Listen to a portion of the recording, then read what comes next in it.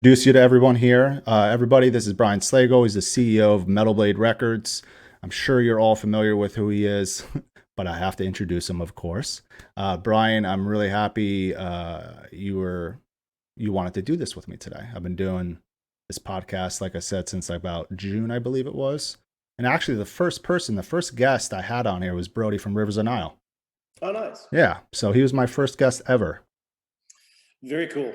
Yeah, so as you know, I've been working with those guys for 6 years now. I think it's been. It's been a minute, Fast. dude. It does, and it's weird when I think about it with them because they're one of my favorites, and I love those guys to death.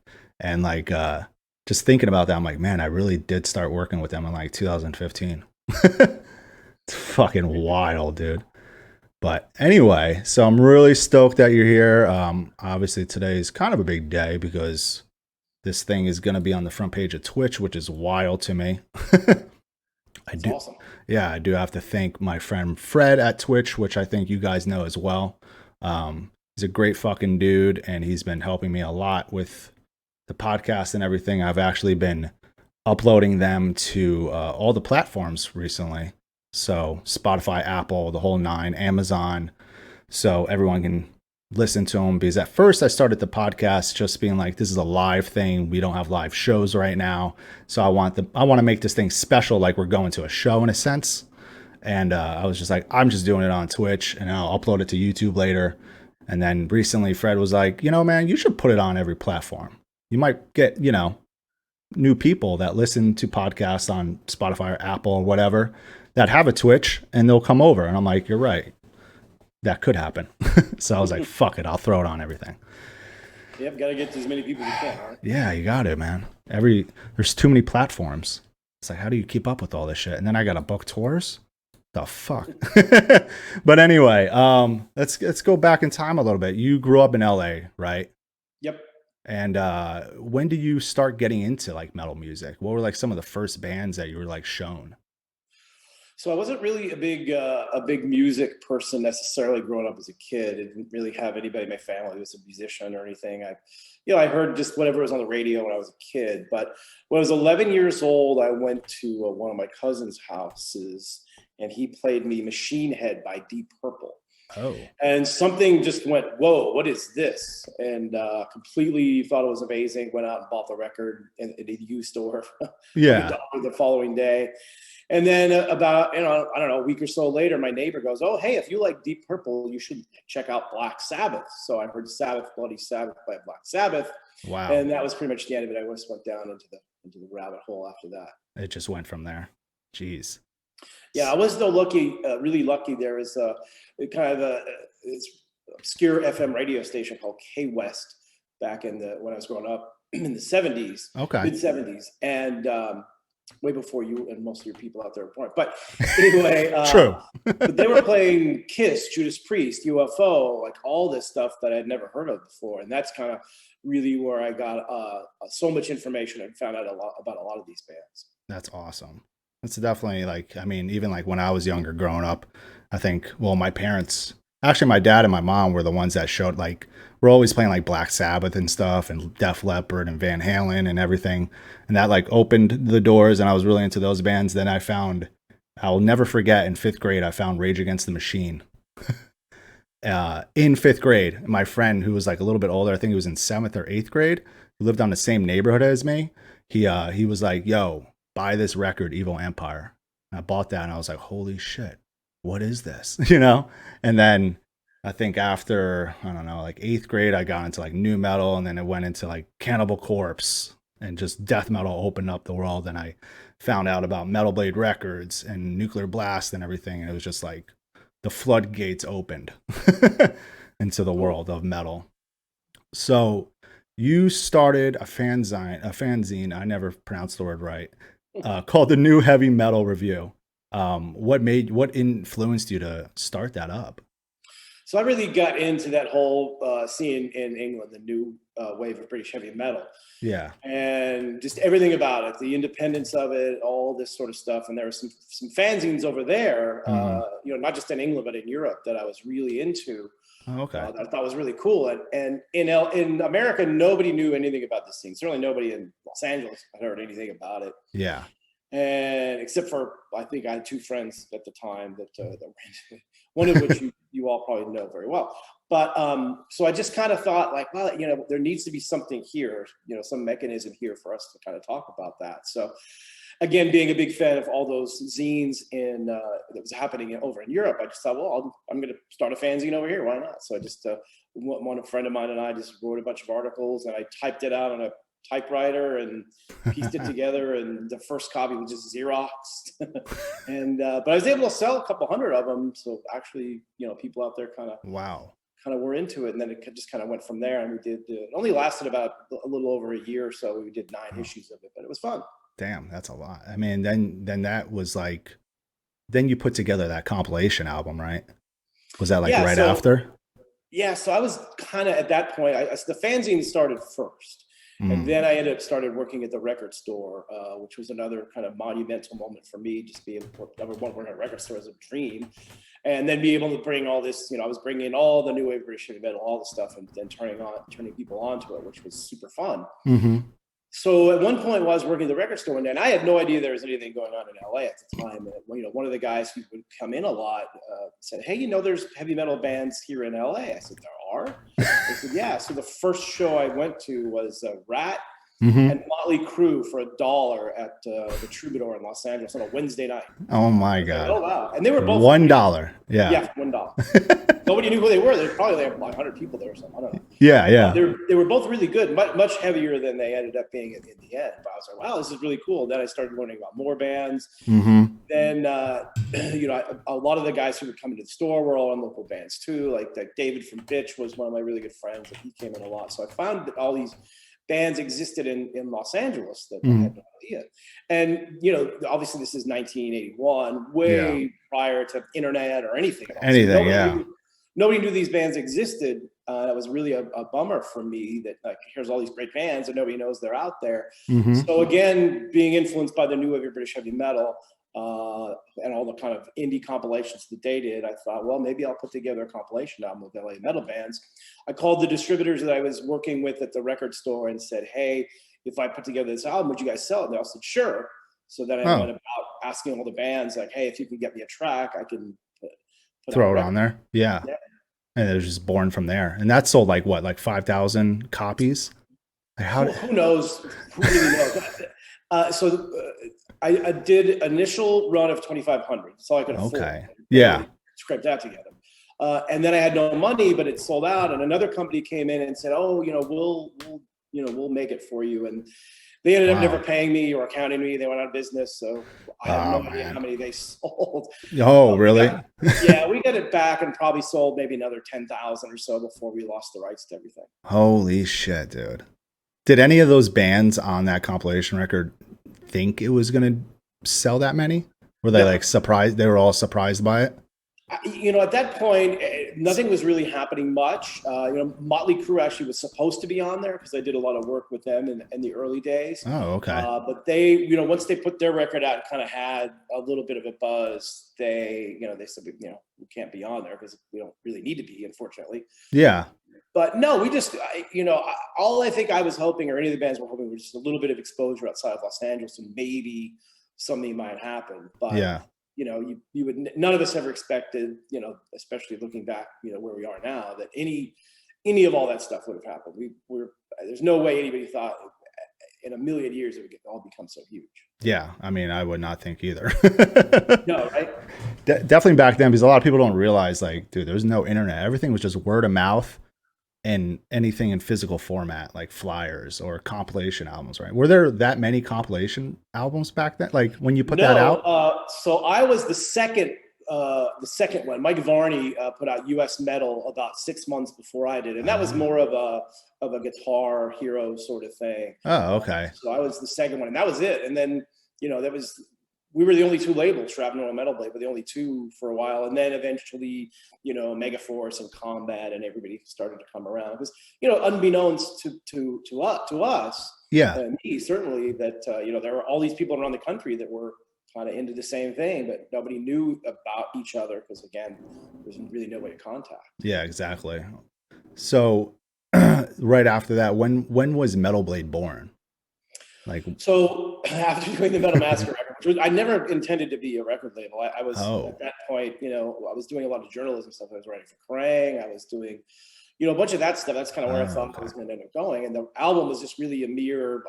We want to put something out so that people are aware that these bands exist. And if you look at the first cover, it says the New Heavy Metal Review Presents. It was really just a kind of an extension of the fanzine at the time. Mm-hmm. So making every mistake possible on that record. I didn't know what I was doing. I was a 21-year-old kid. I had no idea what was going on. So, but one of the distributors came to me, who I had also given them the Motley Crue album, because their Motley Crue's managers asked me, "Hey, we made 900 copies of this record. What do we do with them?" Mm-hmm. I said, "Hey, take them to this Green World people. They'll help you out."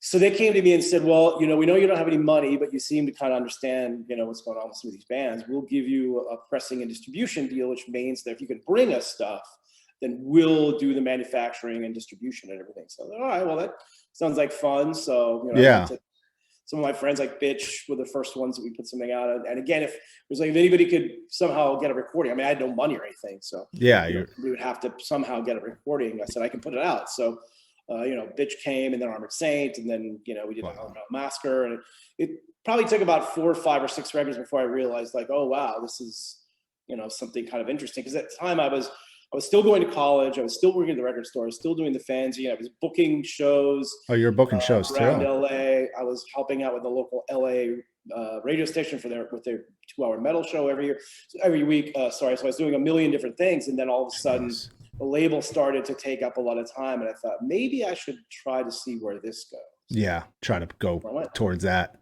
That's crazy. So you were booking shows too in LA? Yeah, so there was I had no idea. Selfishly, there was a club right down the street from where I lived called I'm trying to remember, the Valley West on Ventura Boulevard in Tarzana, California.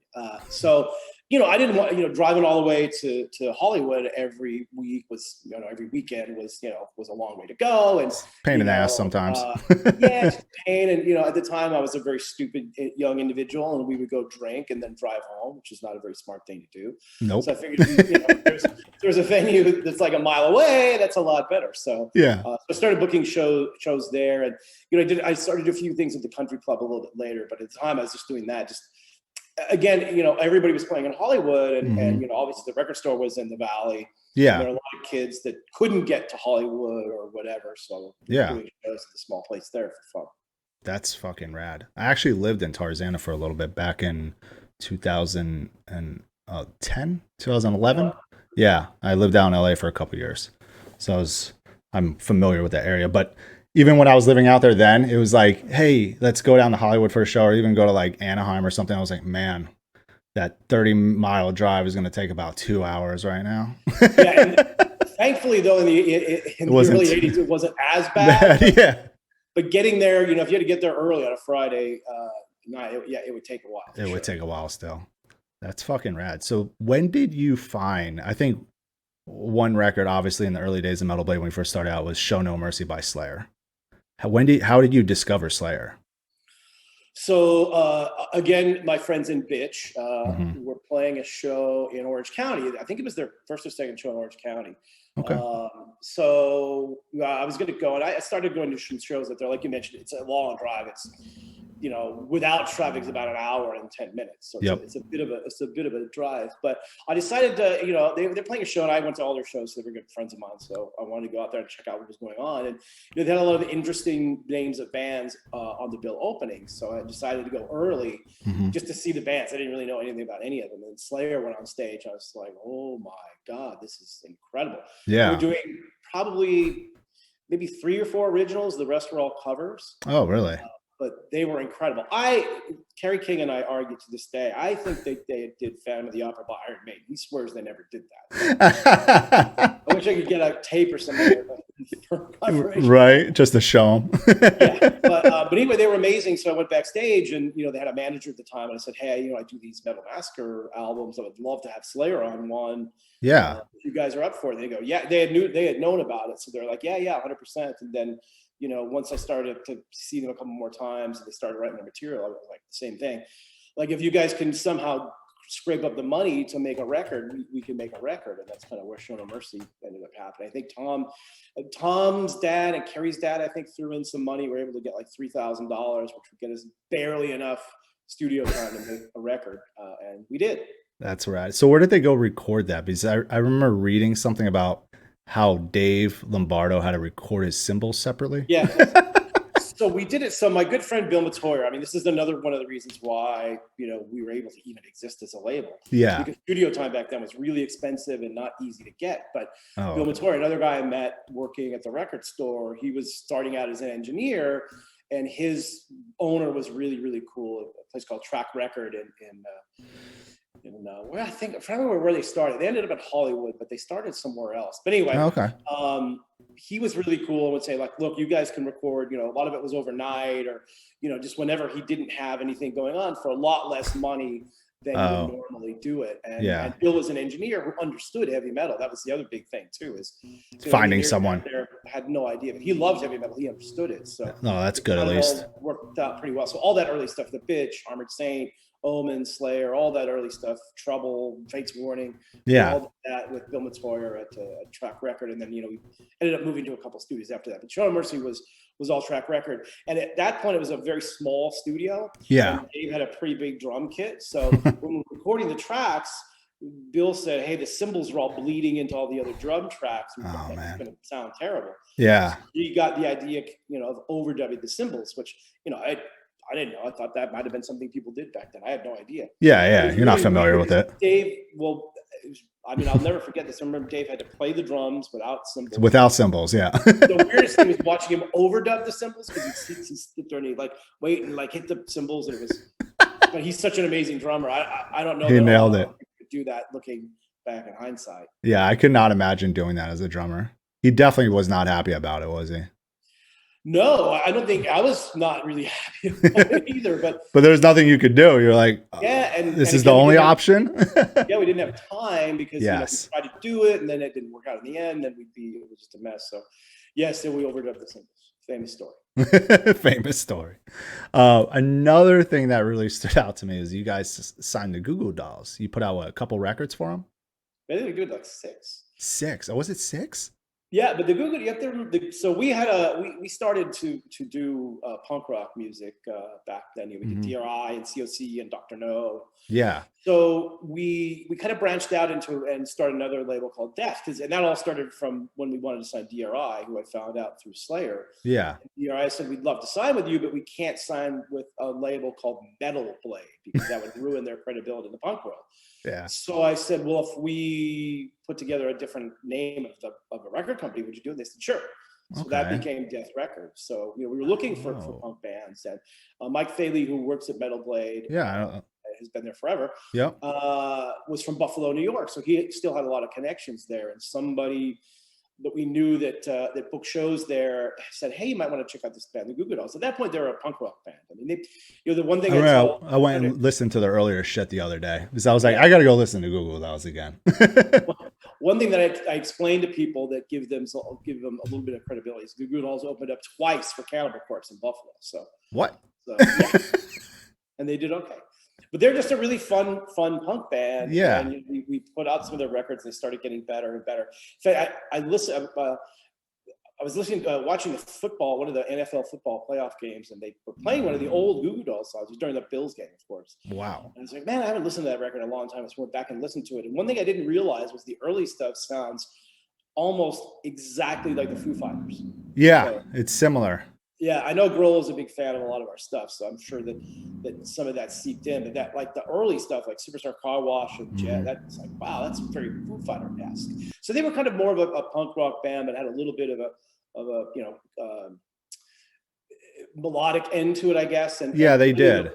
The weirdest thing happened. So we made a bunch of records, and we had our deal with Warner Brothers at the time, and we really thought the Goo Goo Dolls were going to be big because they had these, they sounded at that point, they had some replacements stuff in them and these other things, and we thought they'd be a big radio band. And we could never get them kind of over the hump. And then when we were making A Boy Named Goo, Johnny came to me and said, "Hey, I've got this acoustic song that I just wrote that that I recorded that I like it, but I don't know if I should put it on the record because it sounds so different from everything else. Yeah. And he played me the song, which is Name, and I said, hey, it's good. Why not put it on the record? And of course, the Kevin Weatherly of K-Rock in LA at the time was the most influential programmer of a radio station, decided he would play it one night, and it became this huge hit. Unbeknownst to any of us, we weren't even pushing that song. Yeah, you weren't even pushing that song. Huge, and then they kind of went down that kind of more mellow road. Yes, and then that was like a transition too for Metal Blade, because you guys went from Warner Brothers to Red, right? Distribution. Yeah, so we long story, of course, and you can read it all about it in my book. Yeah. Buy the book, by the way. But so we were at Warner Brothers, and it was going fairly well, and then Warner Brothers, when we signed with them, were a very cool, even though their major label, it was all independently owned and run, and then they ended up selling out to this huge corporation, Time Inc. Okay. And then Ice-T put out a song called Cop Killer that went through Warner's that we freaked out about. And then after that, because they're owned by a huge corporation, they had lawyers who would look at every single record going through their system to decide whether it was okay for that to happen. And what the first record that we gave them was Guar. And they came back and said, well, so this song has to go off and you have to change these lyrics and all this other stuff. I said, wait, man. I'm not telling anybody to do anything. So anyway, we left the Warner Brothers at that point, and we moved on to Red, which is kind of where we've been over all these years. I mean, it's now the Orchard, it's owned by Sony, but it's still the same a lot of the same people that were there. So and we had a relationship with them anyway, because when we did the Warner's deal, we did not put Cannibal Corpse through their system because we knew that was probably not a very good idea. Corporate system. We did them through Red anyway. Oh, so you were like able to do that if you needed to. We carved that out, and we kind of said like, there's one band that won't make any sense for you guys, and they said that's fine. And they were cool with it. So when did you end up signing a Cannibal Corpse? Was that right in the beginning? Well, for them, yeah. But we were a little bit late to the death metal scene. Quite honestly, I wasn't a major fan of it, and we weren't as quick as like Earache or Roadrunner or any of those labels that really got in early. Yeah. But I did like it, and so we didn't really sign anything until really '89, which was Cannibal Corpse. And again, Buffalo, New York, got the cassette tape. Somebody sent it in, and when I got the cassette tape, I looked at it, and it had a song on there called "A Skull Full of Maggots." Oh. So I said, I don't really care what this sounds like. I'm going to sign this just because of that song title. And luckily, just because of the song title. Yeah, luckily it was actually really good. So that's cool. What year was that? 1989, I think. 1989, dude. It's crazy, dude. Right before this, I was doing like a little pre-show thing, and we played the recent Cannibal Corpse video. But it's crazy. Like, that band continues to put out just an amazing death metal record after death metal record. It just continues. Like, they just get better somehow. Yeah, they've always been really one of the many reasons why they're so successful. They've always been a really driven band where they always want to make better music. They're obsessed with doing that. Yeah. So, luckily they've been able to. I mean, it's hard to do that, hard to be fresh over all these years, but it's nuts. It's been great. And certainly the addition of Eric Rutan didn't hurt either. Oh yeah, I mean, dude, getting Eric Rutan is fucking huge.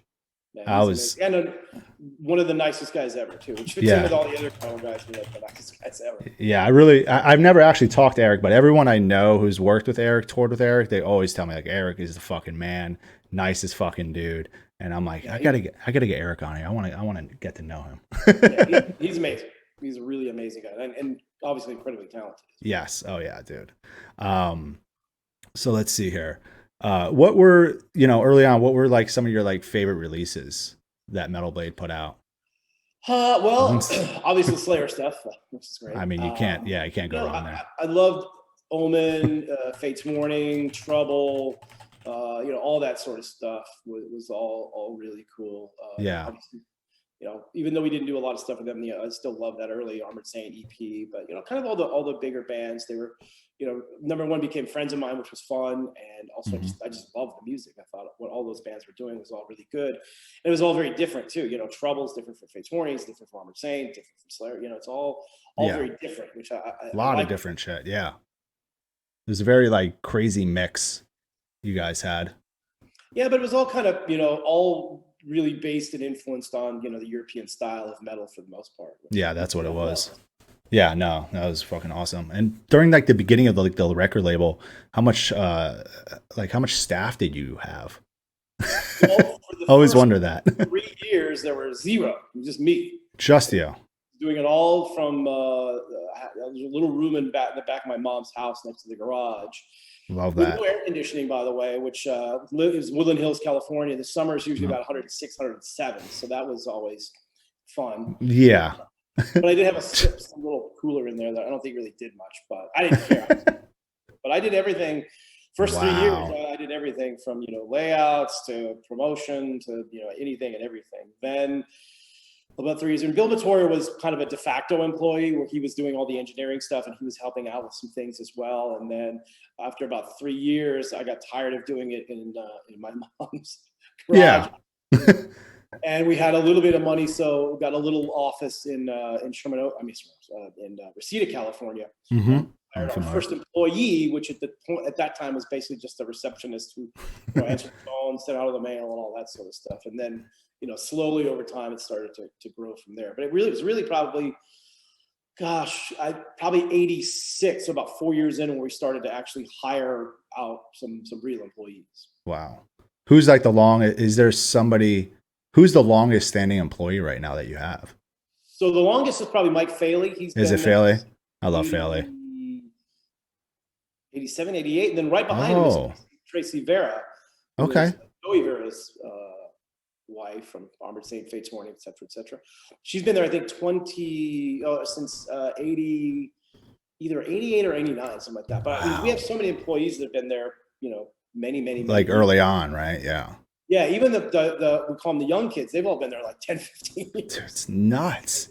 Yeah. How many employees do you guys have now? Do you know? So, worldwide, we've got, I think, 31. Okay. Include some, not full-time people. So. Yeah, probably like some part-time. Full-time, I think we have like 27. That's incredible, man. You guys have been going for, how long is it? So 35th year, was that 2017? Yeah, so next year will be 40. Holy shit, man. It feels like yesterday, because I remember when you guys, when the 35th anniversary tour was put together with Whitechapel, and who else was on it? Dahlia, Cattle? There was Revocation. Revocation, right? Yes, yeah. It's hard to remember sometimes. Because I remember it was getting put together. I was working with Necromancing the Stone, and we got hit up like, hey, they can add the band to the tour. And I was like, oh, wow. But that just feels like yesterday. It was like I was saying with like Rivers and Now, I started working with them in 2015. I'm like, where has the time gone? Don't remind me. Yeah, I know. Because it's even like, I think about, last year, which doesn't really exist. But I was like literally thinking about this, like laying in bed last night. I'm like, I don't remember what last year was like. Now that everything's starting to get moving again with touring, like it's great. It feels great. I mean, I'm loving it, obviously, because it's really what I love to do. It brings me a lot of joy. Yeah, I mean, look, that's how everybody. It's been tough for all these bands to not tour for not do anything. Long. I know. Knock on wood. It looks like it's starting to ramp up again. So yes, it is. Was it a weird time last year for you guys? Not to get too much into that. I'm just. Well, I mean, of course, it was weird for everybody, right? Yes, for the label. The weirder thing from Metal Blade is we actually had one of the best years we've ever had. Wow.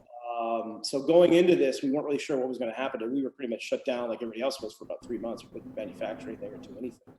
Oh yeah, it was all shut down. Again, we didn't want. We really couldn't put out too many new releases. We obviously had the Cattle Decapitation, Black Dahlia that came out right when everything kind of fell apart. But we didn't want to put anything else out. So what we did is we started to just mine the catalogs. We have so much catalog. We just did tons and tons of vinyl releases, and the sales were absolutely astronomical. I mean, I can't really believe how well all that stuff did.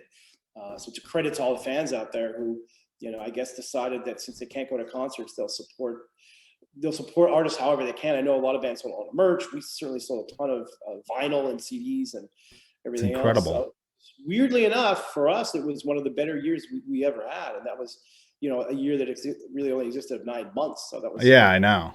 pretty insane, but it was really good. But it's been difficult because just the band, it's just terrible for the bands. Well, yeah, because you see you already know all the tours that your bands had to cancel, reschedule, and whatnot. So yeah, and, a lot of these shit. guys that are living, if they can't tour, they they have to do something else, and certainly a lot of mental health issues. I mean, thankfully nothing really terrible, but it was definitely a struggle. I would weekly have a phone call with somebody that needed some sort of cheering up or something. Yeah, no, I did too. I mean, there was times where, there was bands of mine, we didn't talk for like a few months, and then I'm like, hey, is everything good? What's going on? I'm like, it's been so long. And we'd just be like, this is crazy. Like, we went like 3 months without talking. This is fucking weird. And I'm like, it just like flew by. But I always try to look at the silver lining of things. And, we did get, a lot of bands did these amazing stream shows. Which I saw, great. Yes. Obviously there's so many of these new, people doing interviews and podcasts and all this sort of stuff, kind of, which I think letting people more into their, I don't want to say private life necessarily, but just learning more about them. Like, a lot of these bands that wouldn't have the time to do as many interviews or things. Oh yeah, dude. Are now doing stuff. So there's definitely been a positive aspect to some of that. Yes. I think we're all ready to get back to going to concerts and whatnot now. Oh yeah. No, we definitely are. I can't wait. It's gonna go 0 to 100. I mean, it's kind of already getting that way. Like like things are kind of starting to open up, and I'm all vaxxed up and everything. Same. So I feel a little better about going out, but it's the last couple of weeks seems like all of a sudden there's things happening. So I know, it's wild. You're not doing anything for a year, not going anywhere for a year. It's like, oh my God, it's happening again. I'm just like wondering. I'm not sure like what my first show back is going to be at. It might be that fest in Birmingham, Furnace Fest, because that's just like a throwback. And I got weirdly lucky because the first show back's an important thing, right? So yeah. Oh yeah, big time. I went to an old friend of mine that now is like one of the big time lawyers in South Florida. Anyway, he had his 50th birthday party here in Vegas. So I went, and I knew a few people there, but I didn't know a lot of people there. And I took one of my buddies here that knows a lot of guys. So anyway, we went, and they had a really terrible cover band on. Ugh. And I didn't bring earplugs or anything either, so I was kind of. But we're talking to one of his friends, and they said, "Hey, Mini Kiss is going to perform." So I go, "We got to stay for that." Oh my God, did they perform? Yeah, it was a lame Mini Kiss though. It was the one that they just blare the actual songs. They don't really play. And okay. Yeah. But they said so. Unbeknownst to me, in this room that they had the party in, there's apparently a big stage behind this curtains, which we couldn't see. I just thought it was a wall. Oh, so shit. there's a stage behind there, and somebody's going to play afterwards. Like he got somebody really cool to play it. So the big rumor running around was Steel Panther. So I thought, oh, that might be cool. And then he had like a little, everybody saying happy birthday to him. And Alice Cooper was one of the ones that, maybe it'll be Alice. Yeah. And then, so we didn't know, and the lights come on, and I could see the lead singer also had a guitar on. So I was like, well, it's not Alice, it's not Steel Panther. So I don't know who it was. It ended up being Sammy Hagar. Wow. Which was great. Yeah. So that was my first show back. That was your first one. Yeah. So I'm trying to figure out now what's next. Yeah. What's the next one? Here. Yeah, not for a little bit, right? I think the one thing there's Deicide in August. I know that. Yeah, I don't think there's a whole lot going to happen until August, September, October. And then it's going to be a nightmare because there's 500 things going on. Dude, it is kind of a night. Like I'm booking, I think I announce a tour tomorrow and it's for October. And then I have a couple bands going out in September. But the first thing I won't see, like I'll probably see the October tour here. But yeah, it's crazy. It's starting up though. Yeah, I might go. Corey Taylor's a good friend of mine. Oh yeah, he's doing a solo thing, right? Yeah, a couple guys in his band are really good friends of mine too. So he's playing in Dallas. I might. Oh yeah, that's in this month. Yeah, this month. So I might do that. Shit. I gotta figure out what day that is. Those guys. Yeah, that'd be wild. Yeah. So let's go back a little bit and some more Metal Blade stuff I want to get into. In the 90s, was this like a tough time for the label? Because I know like grunge and stuff was like pretty big. in the But 90s. You don't. that's kind of the weird thing about the '90s were that it wasn't nearly as bad as everybody made it out to be. Uh, Yes, I've also certainly, read that too. certainly metal was not mainstream at all. It was, there's no mainstream. It was, there's grunge and then new metal and all this stuff was, Yeah, new metal was getting metal big. was kind of squashed down. But that being said, I mean, we had bands, King Diamond, Merciful Fate, Cannibal Corpse, 6 Feet Under. Cannibal Corpse and 6 Feet Under had releases that sold over 200,000 copies in the U.S. during that time, which was a Holy lot of records. shit, dude. And Merciful Fate and King Diamond did very, very well too, and It's a lot of huge. stuff did good. So, but it was all underground. It was all super underground. No mainstream people knew about it. Everybody thought the genre was dead and all of this. I never really believed it because while it wasn't the best of times for us, it wasn't that terrible either. I mean, it was, actually was fairly decent. And Yeah. I always encourage people to go back and listen to a lot of that 90s metal stuff because it's so overlooked. And for example, like the King Diamond and Merciful Fate stuff, I think is not, I mean, obviously it's tough to rival the early stuff, but it's really, really very good stuff. I've been happy lately to see more of that, those sort of things happening where people are going back and listening. Finding those. A lot of that 90s stuff. I mean, there's a ton of great death metal that was going on back then, kind of the origins of death metal, but there really wasn't a lot of mainstream stuff. But I mean, honestly, I was talking to some friends of mine the other day about this, and we kind of have to give Pantera the big. I mean, they were the only ones flying the flag for metal that was a mainstream artist at the time, playing arenas and stuff. Obviously, Metallica was out there doing their thing too. Pantera's really raising the flag of metal then. So they were. If it wasn't for them, I mean, who knows? Maybe the genre would have kind of faded away. Maybe it could have, yeah. But the underground was still very strong. It was still tough. Just because you didn't have any other mainstream publicity, and the mainstream media was all saying, "Oh, metal's dead." Like, not quite yet. No, it's not. I mean, I knew it was going to come back. It was just a matter of time. So.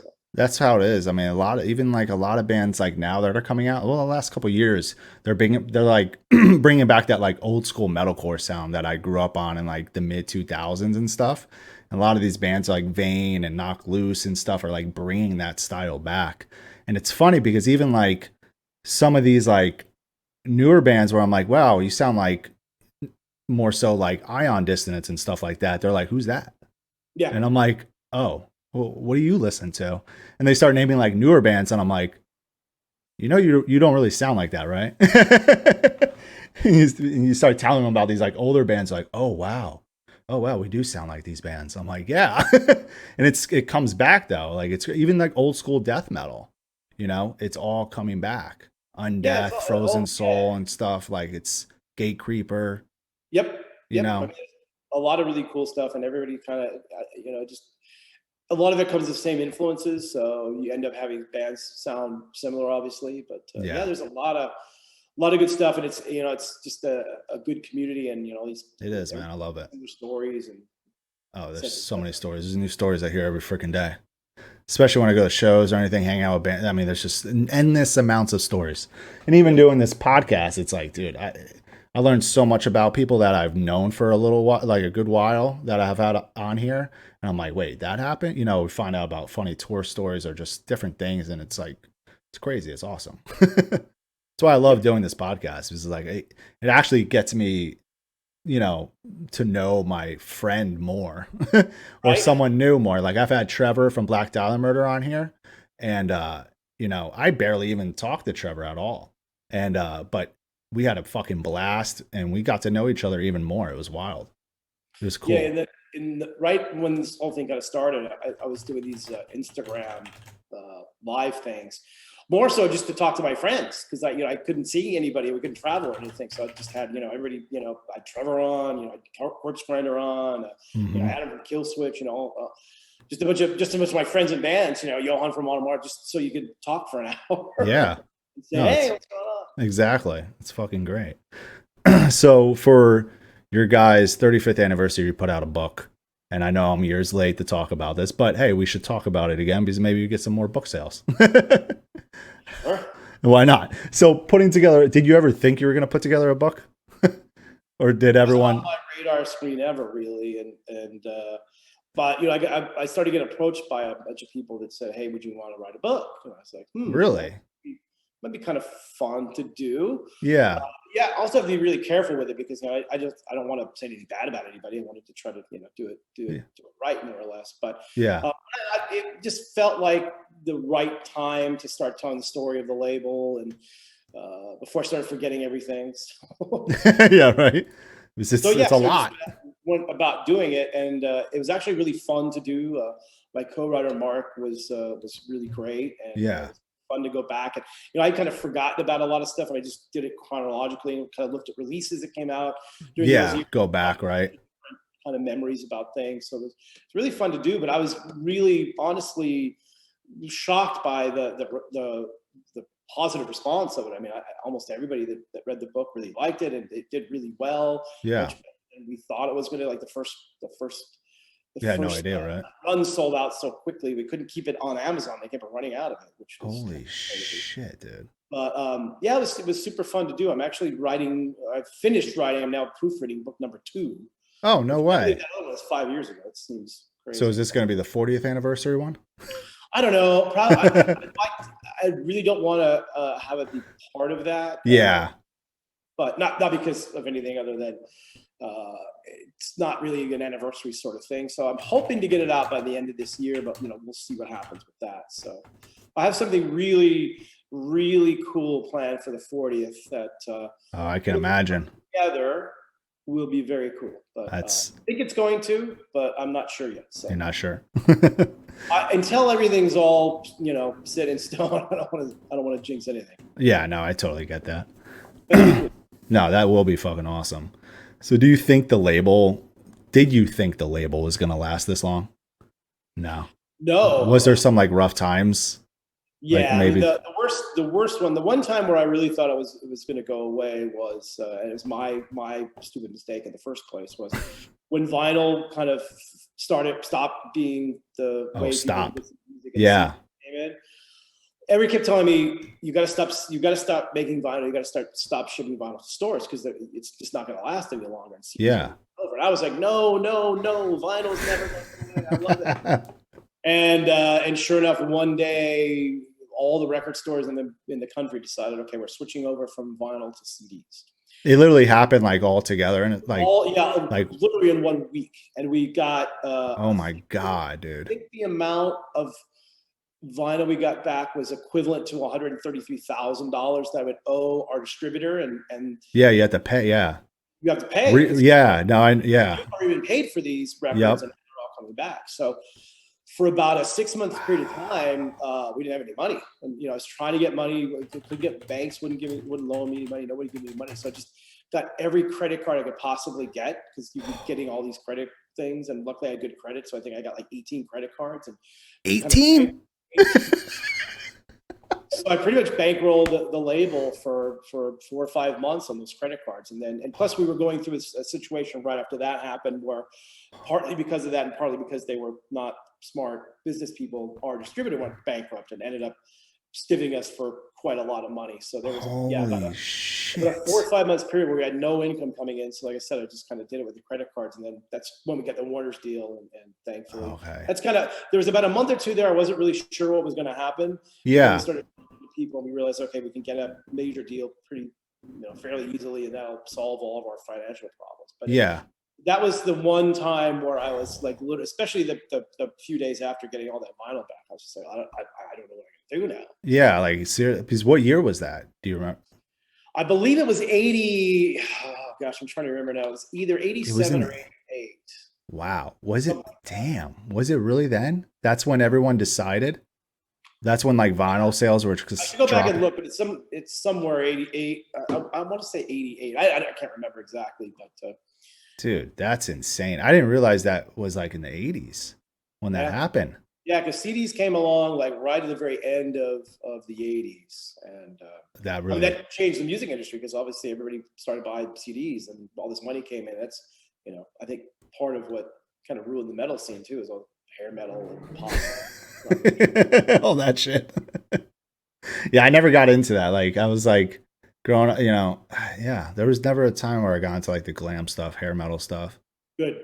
There was like maybe like a couple songs where I was like, oh, this is cool, but it was like it never brought me in, like death metal did, or even new metal did. Like new metal, I was hooked on, but like glam never did that for me. But Yeah, the two scenes I never really got into was definitely a lot of the hair metal stuff. I mean, there's some, Cinderella's great. And there's a few other stuff, and then the new metal stuff, I just didn't like any of it at all. yeah, no. The only band that I really liked that kind of got I stuck figured in it. that, but I don't really think their new metal was Korn. I thought Korn was, yeah. There was there wasn't like a ton of new metal I love, but like Korn, Slipknot, Mudvayne I liked for a couple records. Spine Shank I liked for like a record or two. And there was like a few others, but I didn't I didn't last that long in new metal. It was like a couple years maybe. And even Slipknot, I like Slipknot. Yeah. I don't know. They Yeah, came the out early shit was great. around the same time, but I don't really know if it would be new metal necessarily. Even some of those other bands like Spine Shank stuff. It was like industrial. Even like Spine Chain was like industrial, like similar to like Fear Factory and stuff. Yeah, that was cool. Like, the Fear Factory, I thought was, I love Fear Factory. Yeah, those bands were great. Yeah. I wouldn't call them new metal. No, I was watching this video that got posted on Twitter of Fear Factory. They played live at a wrestling event. I forget what it was called. I'll send it to you. It was fucking awesome though. But like, I forget who the heck posted it, but I retweeted it because I thought it was fucking hilarious. That's but funny. It was just so bizarre. This old wrestling event going on outside on like a beach, and then you got Fear Factory on a stage. And like all that cool shit, like that stuff is like never gonna happen again. Or maybe it will. Maybe it'll come back. Never know. You never know, right? So when you guys like let's say when you guys sign bands like Cannibal Corpse or even like Black Dahlia Murder and Whitechapel, what was it like when you signed these bands? Even like I want to bring up like Black Dahlia Murder.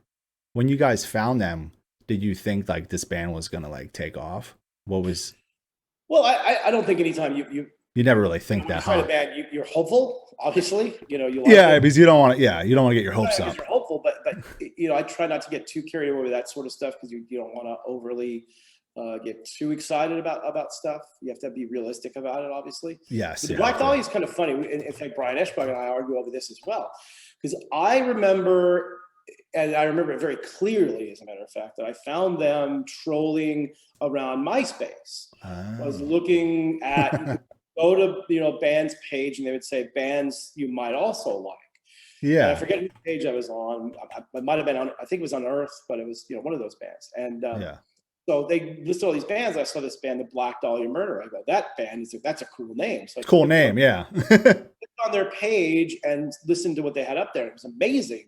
So I immediately sent them a DM or email, whatever you did back then, and said, hey, I'm Brian from Metal Blade Records. I've heard your stuff. I thought it was really cool. I'd love to talk to you guys. And so they got back to me. We started talking and ended up signing them, obviously. And then years later, a good friend of mine from Pittsburgh, because he's a big hockey fan as well, that runs, gosh, I can't believe I'm going to forget the name of the record company. Oh my gosh. Oh, dude, I forget about this show all the time. But anyway, he told me that they literally had a contract. The Black Dahlia had a contract that they were going to sign the day that I contacted Black Dahlia, and then they didn't sign it because of that. And I felt really bad. He's like, "That's all fine. It's fine." He's a really great dude. So so he was. Fun. But yeah, then once I heard on Hallowed, I was like, "Oh my god, this band is incredible." Yeah, dude. That's still one of my top debut albums for a band on Metal Blade ever. That's such a great record. It is, and I remember bringing this up to Trevor too. I was like, I remember seeing you guys at the Loft in Poughkeepsie, New York, where I grew up. It's the Chance Theater, but upstairs in this like smaller room. But it was them and Himza, and I didn't even know who the bands were. My friend was just like, "Hey, come to this show with me," and I'm like, "Who's this Black Dahlia band?" And I just remember Trevor going ape shit on stage. Not like the typical death metal vocalist. And I'm just like, this dude's fucking cool. I'm like, this band is awesome. And I was just like, from there, that's when I was hooked on Black Dahlia Murder. I was like, this band is fucking it, dude.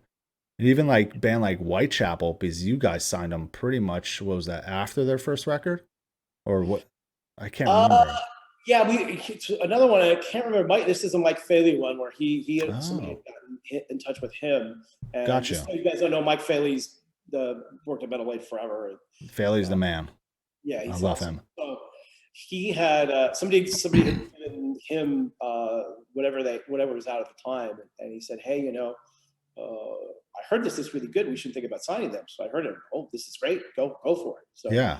He was the one that made the deal happen, and it just kind of shows you too that it just so things are so crazy now. Bands come from anywhere. I mean, Knoxville, Tennessee is probably the last place you would think a really great metal band would come from. Very true. Because yeah, I found them prior to them signing to Metal Blade on MySpace, of course. Yep.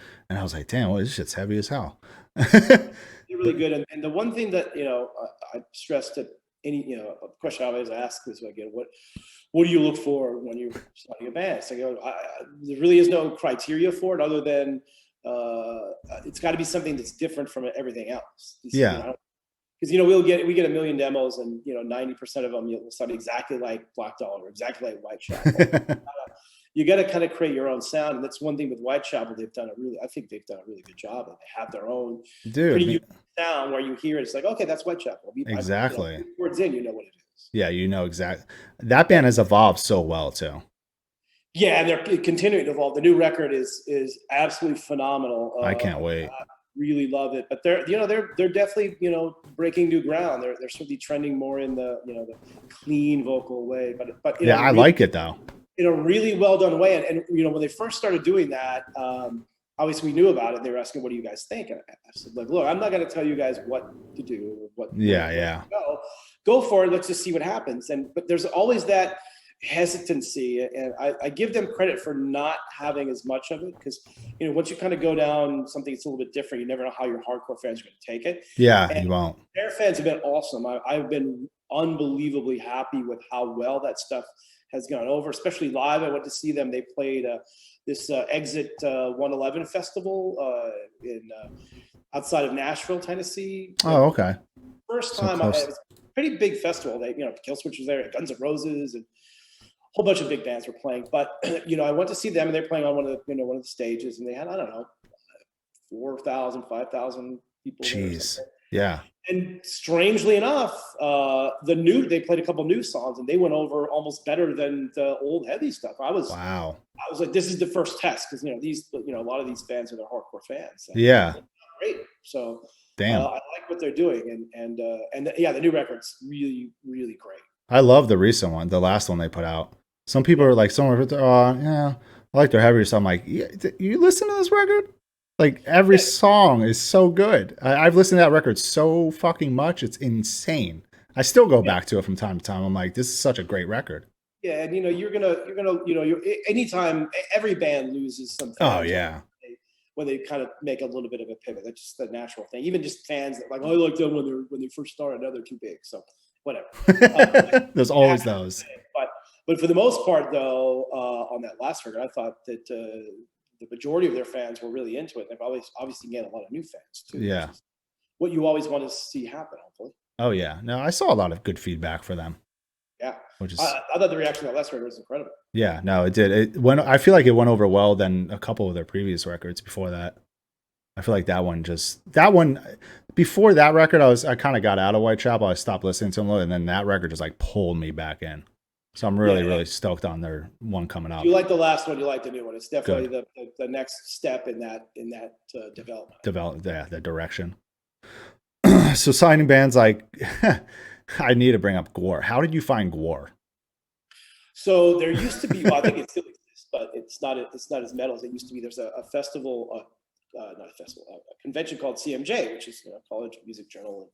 And for a long time, they had a lot of metal bands play there. So I went to it, and I'm trying to remember what year it was. Now it was either 88 or 89. But I would go every year. I was on panels and all this sort of stuff. It was really great to see all the radio people and whatnot.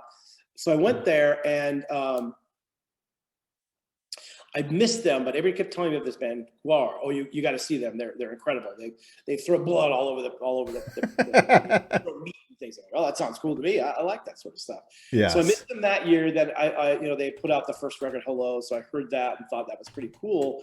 And then they played CMJ the next year, and I remember going and talking to my friends that I was with, and I said, they were obviously amazing. Yeah. I said, if you guys are even halfway sane, I've got to work with them. Of course, went backstage and realized they're all, college art kids from Richmond, Virginia, and all really super cool. So I didn't even know that about them. Let's work. So, but they had a weird deal. They just signed a deal with a with an English company to put out Scumdogs. Okay. So we didn't have anybody in the U.S. to do it. So we reached out to the company that did it. We got the rights for North America and did Scumdogs in North America. And then that company just completely fell apart. And then we ended up signing them for good after that. And it's been so much fun working with those guys. They're obviously incredibly creative, super fun, super great people. Obviously sucks about Dave Brock. He was I know, R.I.P. An incredible dude person. But yes, he was. It's insane like how far that band has come. Because I've seen them, geez, man. Growing up, I would see them at the Chance in Poughkeepsie probably like 10 times. Yeah, I mean they're like, part of pop culture and kind of legendary status, and they keep doing it at a high level. Even after Dave passed away, people said, "What do you think they're going to do?" I said, "They'll figure it out. They'll figure it out. Let them figure it out," and they did. I mean, and luckily, Mike Bishop, who was in the original lineup of Gore. In fact, the early days, if you see some of the early stuff, Mike actually talked more than Dave did in the very early Gore days. Oh wow! He was the original Mighty. Yeah. And, so he had left the band because he was a professor at I think it was the University of Virginia, but he had left to be a professor there. And then obviously when the thing with Dave happened, he decided like I'm going to come back and help these guys out. And that's rad. They're great, and they're still playing at a high level in front of a ton of people. And I know they're still fucking going. So there were art. What you said? There were just like art dudes that they were in college. Yeah, so it was this weird. You had the musicians. Yeah. All of them went to school at University of Virginia, I think. Okay. So you had and they all were doing art and stuff. So you had the musicians, and then they had a whole bunch of other people that were doing all the costumes and the themes and everything. So and they're all kind of living communally in this big college campus or something. Yeah. And they just decided to kind of merge all of them together. So you had this, all this crazy art stuff going on, and then with this kind of punk metal band, it was nothing that I'd ever seen before. That's like all new, especially probably then. Ever even since maybe. But, yeah, I mean, what year was that when you saw them? You think? I believe it was 80. I think it was 89. It's either 88 or 89. Yeah, there was there had to be no other bands doing what they were doing. Oh gosh, no. I mean, since then, obviously we've seen some bands for sure. But I feel like nothing on their level. No way. Oh, no. I can't even think of a band. I mean, there was like, Green Jelly for a minute. Okay, yeah, you're right. Then there was like some crazy band called Bad Luck 13, but they were doing some kind of dumb stuff. Kind of sort of a little bit more horror movie stuff. Yeah. Garage that from LA that I really liked. That was really good. I'm looking up because now it's going to drive me crazy. No, do it. Let me see here. Hey, everyone, chat. Bad Luck 13 Riot Extravaganza. Dude, that band. I think they're Bad Luck 13 Riot Extravaganza, right? Yeah, they were the reason why Hellfest. Yeah, that's right. They were the reason why Hellfest canceled. Remember Hellfest and Upstate? Yep. Yeah. Okay, so it was definitely 89 because Scumdogs 89. So I missed them in 88. That was when Hello came out, and then I saw them in 89. So. Oh wow, it's crazy. Mystery solved. So early on, like, what were there like any bands that like, kind of like slipped through the cracks early on that you wish you signed or could have signed but you couldn't? Yeah, there's a couple. I mean, look, obviously, it goes all the way back to the Metallica thing where if I had any money, we probably would have put out the first Metallica record. Fuck, dude. I didn't have any money. They didn't have any money. It's all good. Yeah, of course. Yeah. So probably one of the bigger ones is Guns N' Roses because they were playing around LA, and I knew their manager, and I knew a lot of people had seen them, and they all said, "You got to go. They're so great. They're so great." I just looked at the photos and thought, like, it looks like a glam band to me. I'm just not into it, so I never. Yeah, turned you away. And then, of course, Appetite comes out, and I'm like, "Oh my god, this is like one of the most amazing albums I've ever heard." So we actually ended up doing a lot of marketing promotion on that because at the time, none of the majors had anybody doing any of that stuff. So we did like all the underground kind of marketing to all the metal college stations and all this sort of stuff. Yeah. So later on, I went to a Seventh Son of the Seventh Son by Iron Maiden listening party. Oh. And that was the first time I met Slash. Somebody introduced me, and I was like, "Oh, cool." And so we started hanging out and having quite a few adult beverages towards towards the end of the night, Yeah. he said, how come you never came to see us when we were playing in LA? And I said, I thought you guys were a glam band and I didn't like that sort of stuff. He said, I hate that people thought that. I go, yeah, Oh me man. too. Yeah. I wish I didn't think that. I mean, Or no, I mean, I don't know. Maybe we could have put out an EP or something, but yeah. whatever. And then the other big one was Pantera. So I had known those guys, prior to Phil being in the band, because I used to do a show on Z-Rock in Dallas, which was kind of this nationwide. Oh, really? Metal radio stations. I do a show there like once a month for a few hours. Oh, okay. Those guys would always call in and go, "Hey, we're Pantera." So, oh, so they would call in. Oh yeah, and their early stuff was not quite what they were then. But no. Anyway, they so I was really good friends with their managers because they were Concrete management. Concrete used to be Old Foundation Forum, and we actually had our first New York office was actually in part of their office. So I knew those guys really well. They were managing Pantera. Gotcha. And they came to me and said, "Hey, we've recorded this album, Cowboys from Hell. Would you be interested in putting it out?" And so I listened to it and thought, "Oh my God, this is amazing for sure." Yeah. They needed a lot of money because I guess they had gotten a lot of financing to make a record, and so they needed a lot of money. And it was just probably a little too rich for me at the time. Yeah. I passed on it, and whoops. But yeah, it's all right. That would. The only other one that was kind of funny is whoa. What? Sorry. No, it's okay. Is that a plane? The Blue Angels, the airplane. Yeah. They just flew right over my condo here. Right? Holy shit. Yeah. That's fucking wild. They're based out here, so every once in a while we'll see them. Really? That's so rad. You can see like a zillion planes like all next to each other going a zillion miles an hour. Wow, holy crap. Anyway, sorry. That's rad. So I should have turned the computer on. Yeah. So the only other one was Volbeat. Volbeat, yeah. A good friend of mine over in Europe said, "Hey," he was tour managing somebody, and he said, "Hey, this band opened for us called Volbeat. Here's their demo. I think it's really good." Yeah. So he sent it to me. I thought it was amazing. I thought this is great. Sent it around to all the staff, and every single one of them said, "No, we're not. No." Everybody else didn't want to do it. So, if they're not into it, it's not a good idea to do it. So and then my good friend Ed over at Mascot picked it up and sold many, many, many records. many, many, many. So now if there's a band that I want to sign that everybody else is kind of iffy on, I'll go, remember Volbeat? Yeah. Remember, guys? Yeah. So remember what happened? All that stuff is what it is. I mean, you can't get everything you want. Nah, you can't. Went on and did fine. It would be a different thing if you didn't sign something and it didn't work out. So. Exactly. And I'm sure that's like your thing at the label is like, even if you do find a band, like someone finds a band, everyone has to really agree on it for the most part. Yeah, you have to, because unless you're like, I am signing this band. Remember what happened with Volbeat? There's a couple of times that happened, but yeah, for the most part, you want to have everybody involved in it, because if they're not into it, then it's not gonna get the. I mean, you can motivate them and they'll do stuff because that's their gate. But you want everybody to be involved, and everybody works at the label. We're all huge metalheads anyway, so exactly. It's not that hard for everybody to be on the same page. Yeah, no, it's the same with me, and I've told bands this and managers or everyone, like, hey, like, listen, if I'm like really, really into the band, like 110%, I am down to work it. I'm down to work with them. I'm and all that. But if I'm not like 110, like I'm not feeling it. I can't do it, please don't get mad at me, but it's better this way. You want somebody on the team that is just like full in, loves the music, loves the band, and is going to put their all into it, because if not, you're not going to do that great with it. And I've made that mistake in the past with band, manager be like, yo, just pick them up. Like telling you about, hyping them up, whatever.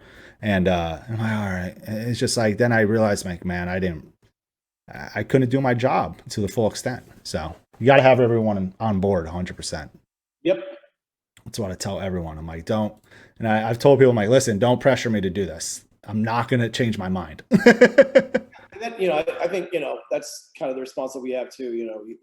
Everybody's got to be on board with it. I mean, it kind of sucks when you have to, turn. I know. Like, I don't want to turn people. I'm like, it's like, yeah, it's good, but I'm like, it's not my thing. I'm not feeling it.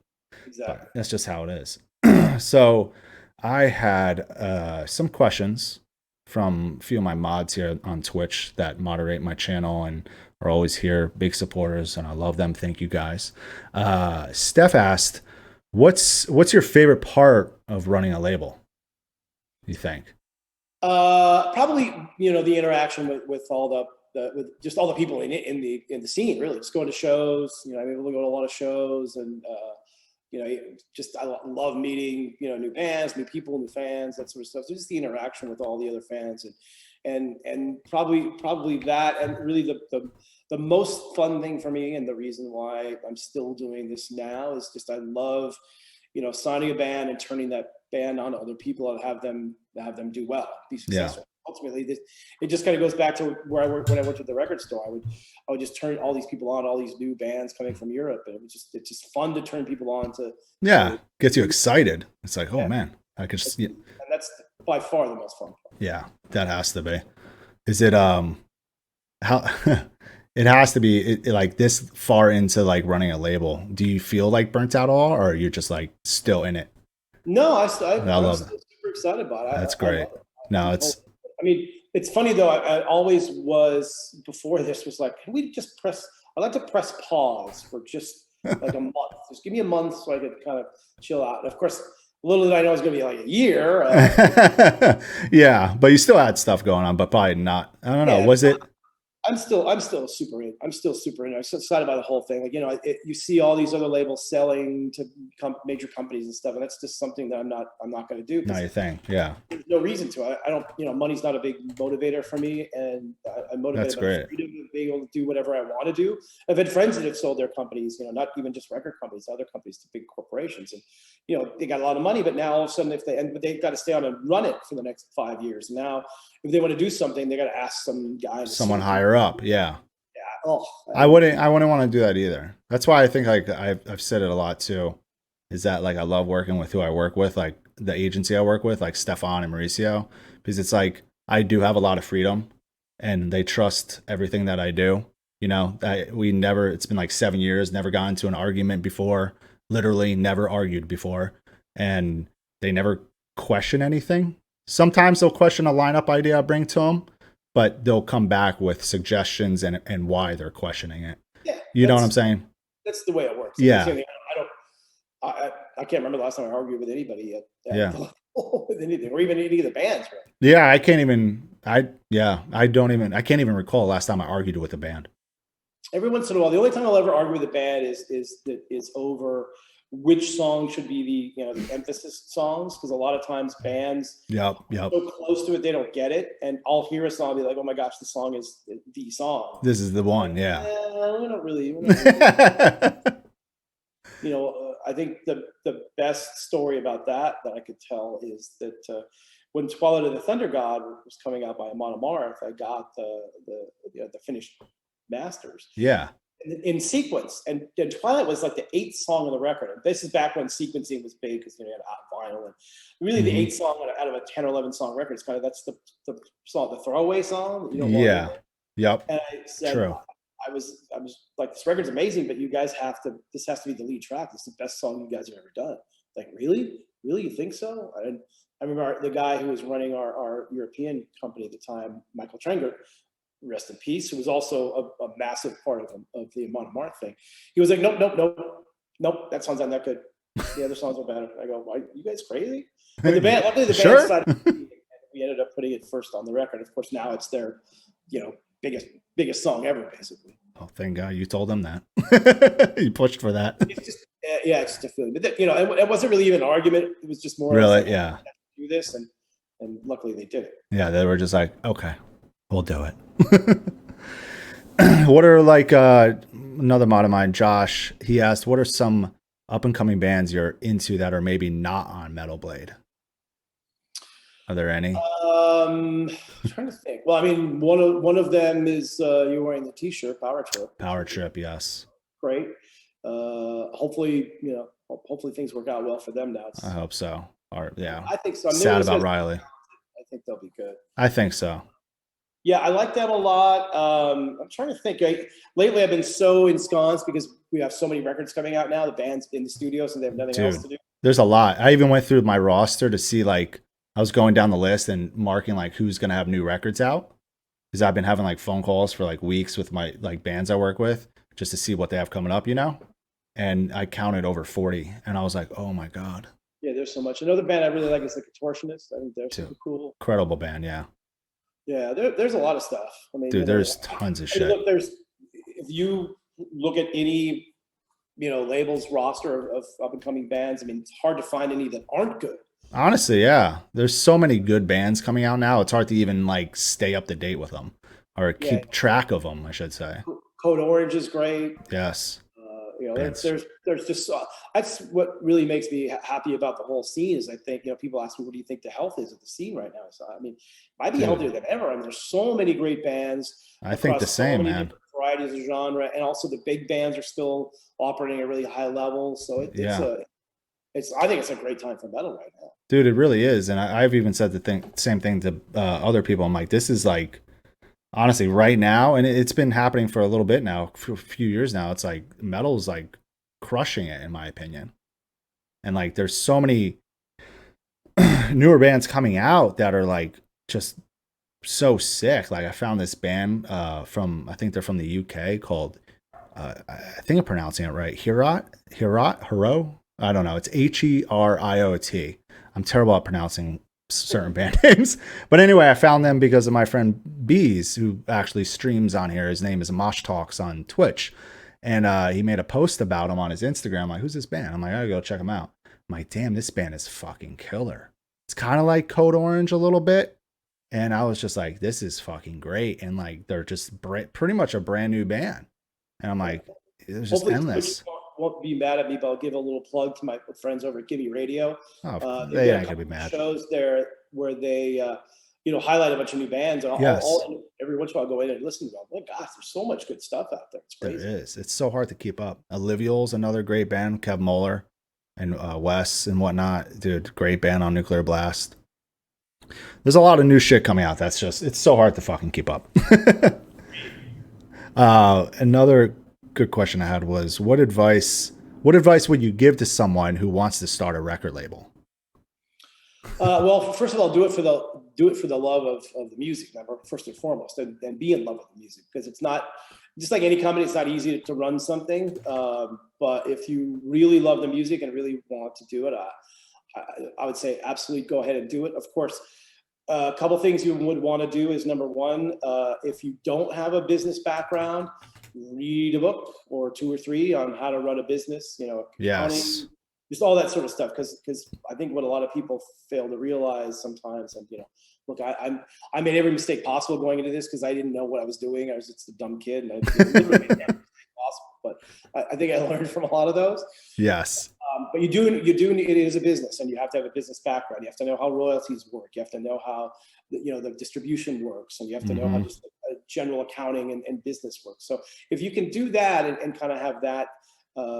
Get that background done where you have at least a rudimentary knowledge of how that works, but do it, because all of us old guys out here, all the labels, Blast and and us, we've been doing this for a long time, and well, we're going to continue to do it for a long time. I'm all for, we need the next level of labels coming up, and there's a lot of really cool ones out there that I'm hoping will continue to rise up and be more labels, because there's a lot of good bands, and Dude, there is. Point, with some of these other labels selling out to the majors, I don't know what their future really holds as far as kind of being an independent label. Yeah, I know. But yeah, no, you're right. Definitely read up. Get good. Get some knowledge first. Or whatever you need to do. But I highly encourage anybody that wants to do it. But it's not easy. It's, just like any business, it's not easy. But if you really love the music and that's why you're doing it, then you'll get through all the pitfalls of what happens when starting and running a business. Yes, no, that's definitely some good advice. Had an interesting question from Paul. When a band speaks out with demands or threats against the label, how would you and the staff at Metal Blade handle a situation like this? Well, it's a really weird one. we'd go to the band first and foremost and say, what's wrong? Yeah. How can we fix it? What can we do to make it better? Luckily, I don't know we ever really had those sort of things, but obviously I when you can't recall. band, Yeah. it, uh, it's always a give and take sort of thing. But we've never really had any real issues with any bands like that. But I know what he's referencing, and that's a really Yeah, tough situation. it But like is. I would, and for whatever reason, clearly the relationship hasn't worked out yet. So for whatever reason, but we would always go to the band and sit down, or the management, or all of the above, Yeah. down and say like, look, what can we do? Because look, ultimately, from my point of view, is we don't want anybody unhappy on the label, or No, exactly. I would be the first one to say like, look, if you're not happy here, go. And we've had this situation. It wasn't the bands weren't happy, but somebody else offered. Both Guar and Fates Warning got offered a ton of money to go, and I was the first one to say, certainly in the Guar situation. I mean, they got offered so much money. I go, I don't blame you if you guys take this. Yeah, it's like way too good. And yeah, obviously those bands eventually all came back to us. yeah, But yeah, it's a tough situation. But it is. Yeah, like that, you have to sit down and work it out. that's And it really sucks that we get into a public thing. yeah, I know. That's why even like I tell bands I work with, like even when I'm picking up a band, like we're agreeing on working together or whatnot, I'm always like, listen, if there's anything I do or say, or there's something you're not happy with at all, like anything at all, just please don't like be afraid to call me or email me, text me, and be like, hey Dan, like we need to have a talk, talk about things. Like don't be scared to do these things, because like I want us all to be on the same page. I want everyone to be happy, and if there's something that you're not happy about, you got to tell me, and it really bums me out when, and I'll tell them this, like it'll really bum me out big time. Like if, one day you just like fire me and then tell me what you were unhappy about when you could have told me that prior and then maybe we could have solved it or whatever. Yeah, and I think we try to be I mean, luckily for us, we try to vet out the bands, best possible, talking to them first and just kind of seeing what kind of people they are and how they relate to everybody. So that's pretty easy. But yeah, we want everybody happy, and we try to make it a real familial kind of atmosphere at Metal Blade. So Yes. it's rare that happens, but it's happened. It's a bummer that it happened, but that's what we definitely sit on top of them. No, definitely. But yeah, no, definitely, man. Well, Brian, thank you so much for today. This has been great to learn more about you, more about Metal Blade. I'm really excited for your next book. That's really all. I had no idea you were going to do another book, but why the fuck not, right? Yeah, well, I think that's awesome. I to write another book, but the response to the first one was so, like I said, I'm really blown away by how great it was. And the two things everybody's kind of complained about, if it's a complaint, was it's too short. I didn't want to make it really long. I wanted it to be an easy. Yeah. And the other one was that they wanted more in-depth information, especially on like more obscure bands. So the second book is talking about a lot of the more obscure bands that we've had over the years, and just a little bit more of a story on them, like bands like Nasty Savage and Hell's Eve and Cryptic Slaughter and a bunch of stuff, and then just more in-depth stuff on my relationship with Fates Warning and Our Saint and Metallica, and just kind of a from fan point of view, just cool times we've had with them, and just kind of going through a little bit of their careers too. Oh, that's rad. So you'll see that being released by maybe end of this year or early next year? Let's get it out at the end of the year. Yeah, we'll see. I mean, we're already in May, so we'll see, because I kind of want to do it before the 40th, but who knows? We'll we're all just kind of waking up to everything coming back on and around now. So yeah, exactly. So we'll see. Awesome, dude. And definitely can't wait for New Rivers of Nile coming out this year. So good. So good. Ben and the guys sent me it like a month ago, and I was like, holy shit, you guys did it again. Yeah, they're awesome. They're one of the bands that we're super excited about, because same, dude. For whatever reason, it seems to take forever for bands to kind of really get to that level of really kind of getting to the next one, but they're right on the cusp of it. So I think they are. I think they're going to be like the next one. I'm hoping, crossing my fingers, knocking on wood. Every day, dude. Every day I'm like this. Come on, guys. We got this. But again, thank you so much, Brian. Have a good rest of your day. And thanks for having me. Always fun. Yes. Everyone go pick up his book if you haven't. and go buy every single Metal Blade record, please. But anyway, I hope to hang out with you soon this year. Hopefully, we'll cross paths. Yeah, hopefully we can actually see people soon. I know, right? It's gonna be fucking great. Awesome, dude. Well, I'll let you go. Have a good rest of your day. You got that. Thanks so much. Take care. Take care, everybody. Bye.